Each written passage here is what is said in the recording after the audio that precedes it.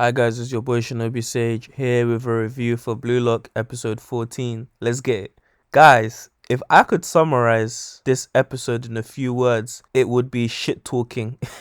Guys, the amount of trash talk between our main characters was so appropriate, especially what happened in this week's episode. After losing their match against the top three, Nagi and Isagi are demoted. Isagi starts to freak out and starts thinking that if they lose the next match, he won't get picked as he's not as talented as Nagi. Nagi tries to knock some sense into him and reminds him that the reason why he joined Isagi in the first place was to become stronger. Isagi yells back at him, saying he should have stayed with Ryo instead. And Nagi says something very interesting when Isagi tells him that he can't do anything without Ryo.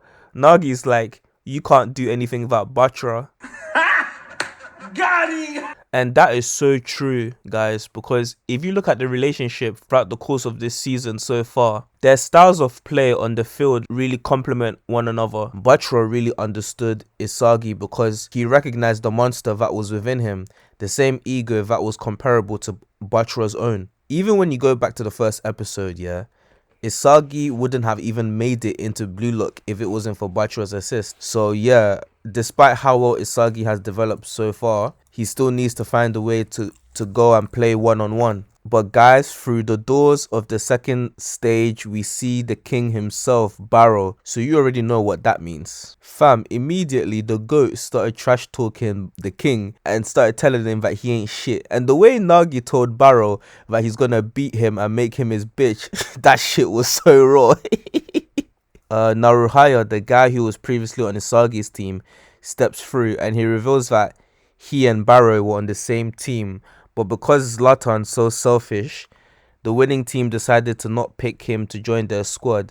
And as for Naruhaya, he's ranked 38th, so you put 2 and 2 together. But for Barrow to score 4 goals by himself in the second selection is pretty damn amazing. Like, Barrow is a beast. After this, Nagi and Isagi discuss who they're gonna face. Both of them want to face Barrow, but at their current level, Isagi worries that he won't be able to beat Barrow, but his biggest fear is that Nagi could be taken and if that's the case, Isagi will exit Blue Lock. They also both think about how they will best utilize their weapons without relying on passes. While training, Naruhaya confronts Isagi and is basically like, you and me are the same, Isagi. We're both basic as fuck. We're nothing compared to the geniuses, Nagi and Barrow. If we play against each other, the person I want on my team is Nagi, not you. So come at me, bro. Let's fight to the death. That's the official unreleased dub translation, by the way.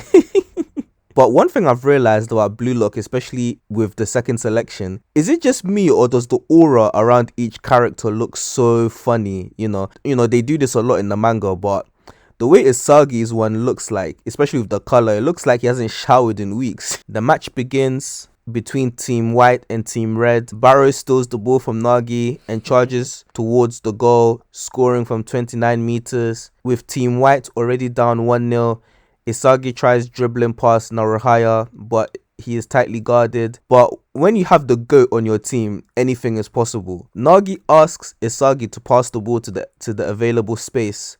And what this guy does next is just amazing. It's just spectacular, right? This guy manages to get the ball, and with his first touch, he gets the ball, he manages to flick it over Zlatan and scores his first goal. And the way he did it was that he used his excellent ball control along with his opponent's blind spot to manufacture a one-on-one goal scoring technique. Guys, when I keep praising Nagi, it's because of stuff like this. It's because of things like this, guys. And there's many more to come. The score is 1-1. Nagi and Isagi both guard Barrow, with Isagi managing to steal the ball and passing it to Nagi. Obviously, Naruhaya's not going to be able to stop Nagi one-on-one because he's a freaking genius.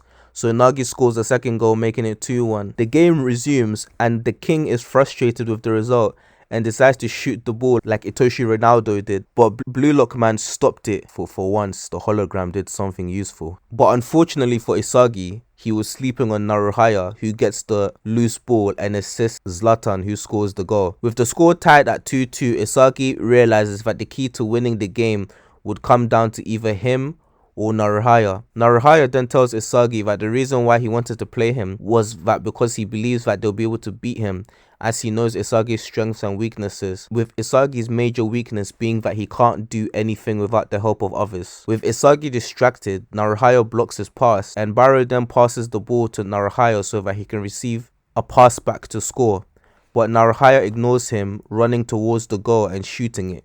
Guys, this episode was a reality check for our boy Isagi, and he's coming to terms with his own potential fate if he loses the match. One thing I really enjoyed about the episode was the amount of parallels we got between our characters, the two geniuses and the two basic bitches. Despite the amount of improvements Isagi has made, from discovering his weapon, his direct shot, and even making it to the second selection, him realizing that he needs to get better is what makes you root for Isagi as the underdog of the story. But what do you guys think? How will Isagi transform himself into a one-on-one player? And will he be able to win this match? We'll find out soon enough. If you guys enjoyed the video, please like, share and subscribe. And until next week, stay blessed.